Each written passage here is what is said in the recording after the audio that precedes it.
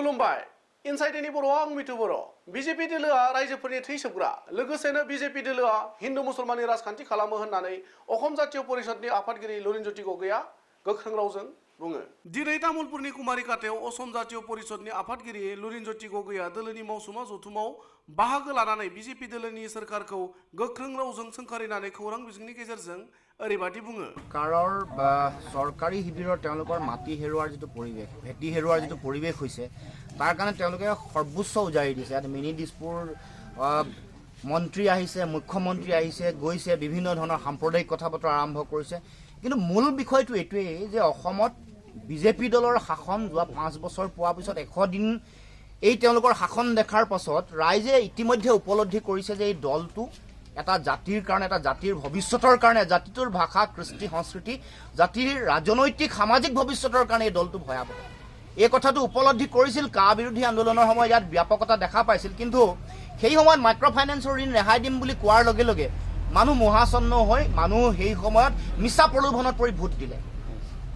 তাৰোপৰি অৰুণোদয় আঁচনিৰ ধন 830 টকাৰ পৰা 3000 দিম বুলি ক'লে। আন যিমানবোৰ আঁচনি আছে বিভিন্ন ধৰণৰ আঁচনিৰ ধন বুলেট দিম বুলি ক'লে 50,000 টকা, আইজনী সোণজনী আঁচনি, চাহ জনগোষ্ঠীয় ৰাইজক 5,000 3,000 টকাৰ এইবোৰ আঁচনিত জনতা ভুল গৈ তেওঁলোকক ভোট দিলে। কিন্তু এতিয়া মূল মৌলিক সমস্যাসমূহক লৈ তেওঁলোকে চিন্তিত নহয়। এতিয়া এই অঞ্চলৰে বাকী আন জাতীয় সমস্যাসমূহৰ কথা কম। এই অঞ্চলত চব তামোলপুৰৰ সমগ্ৰ অঞ্চলটোতে এখন বিজ্ঞান মহাবিদ্যালয় বা বিজ্ঞান শাখাটো নাই।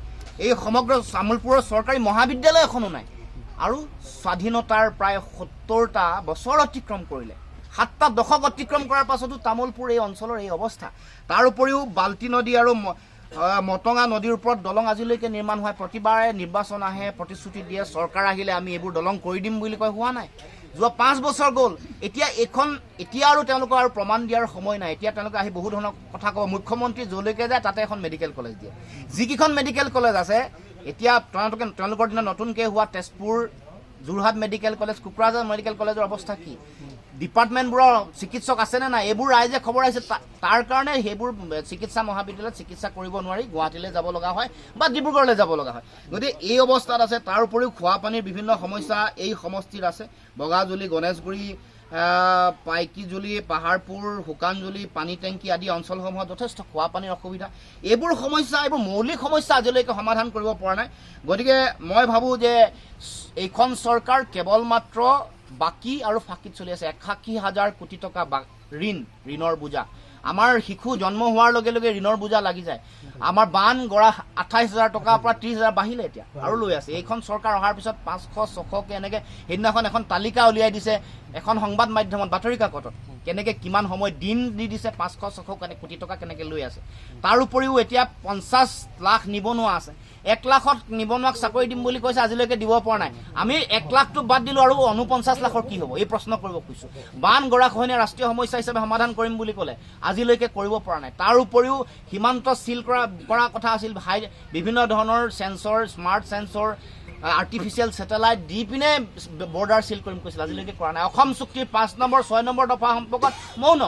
শেষ যিটো আলোচনা হৈছিল সেই আলোচনাত তেওঁলোকে 5 নম্বৰ 6 নম্বৰ দফা সম্পৰ্কত তেওঁলোকে কোনো সিদ্ধান্ত গ্ৰহণ কৰা নাই। গতিকে মৌলিক সমস্যা তেওঁলোকৰ কোনো কথা বতৰা তেওঁলোকে আলোচনা বিলোচনা কৰা নাই। আমাৰ বিভিন্ন ধৰণৰ উদ্যোগ বিক্ৰী কৰিয়ে আছে। ৰাজহুৱা খণ্ডৰ লাভজনক উদ্যোগ গুৱাহাটী এয়াৰপৰ্ট বিক্ৰী কৰি দিলে। আন যিবোৰ ভগ্নপ্ৰায় উদ্যোগ সেইসমূহো পুনৰ উজ্জীৱিত কৰা নাই। কাগজ কল দুয়োটা উজ্জীৱিত কৰিম বুলি তেওঁলোকৰ নিৰ্বাচনী প্ৰতিশ্ৰুতি আছিল। আমাৰ ছাত্ৰ ছাত্ৰী, যুৱক যুৱতীসকলৰ যিবোৰ সমস্যা আছে, তেওঁলোকৰ শিক্ষাহীনতা, সংস্থাপন, এইবোৰ সম্পৰ্কতো চৰকাৰ কোনো ধৰণৰ বক্তব্য নাই। নিৰ্বাচনলৈ আহিলে কেৱল মাত্ৰ তেওঁলোকে পুনৰ অৰুণোদয় আঁচনি, এইবাৰ আকৌ পুনৰ মাইক্ৰ' ফাইনেন্সৰ ঋণ ৰেহাই দিম বুলি কয়। 4টা তেওঁলোকে নিৰ্বাচন হোৱাৰ পাছত তেওঁলোকে মুখ্যমন্ত্ৰীয়ে নিজে ক'লে এইটো বোলে তেওঁৰ ৰাজনৈতিক বক্তব্য আছিল। এতিয়া আকৌ 4টা ভাগ কৰিছে।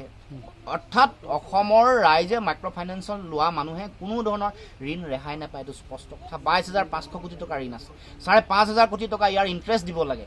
গতিকে এই গোটেই কথা বতৰাবোৰ যাতে অসমৰ ৰাইজে বুজি পায়, উপলব্ধি কৰে, সেইকাৰণে মই আহ্বান জনাইছোঁ। আমাৰ দলৰ নীতি, এটা সমষ্টিত এগৰাকী প্ৰাৰ্থী, আদৰ্শ আমাৰ বেলেগ বেলেগ। আমাৰ নিজৰ দলটোৰ জাতীয়তাবাদী আদৰ্শ আমাৰ থাকিব, আছে আৰু কেতিয়াও সলনি নহয়। কিন্তু কেৱল মাত্ৰ বিজেপিক যিহেতু প্ৰতিহত কৰিব লাগে, সেইকাৰণে আমি কংগ্ৰেছ, CPI, CPM, CPIML, ৰাইজৰ দল সকলোকে আহ্বান জনাইছিলোঁ যাতে এগৰাকী প্ৰাৰ্থী দিয়ে।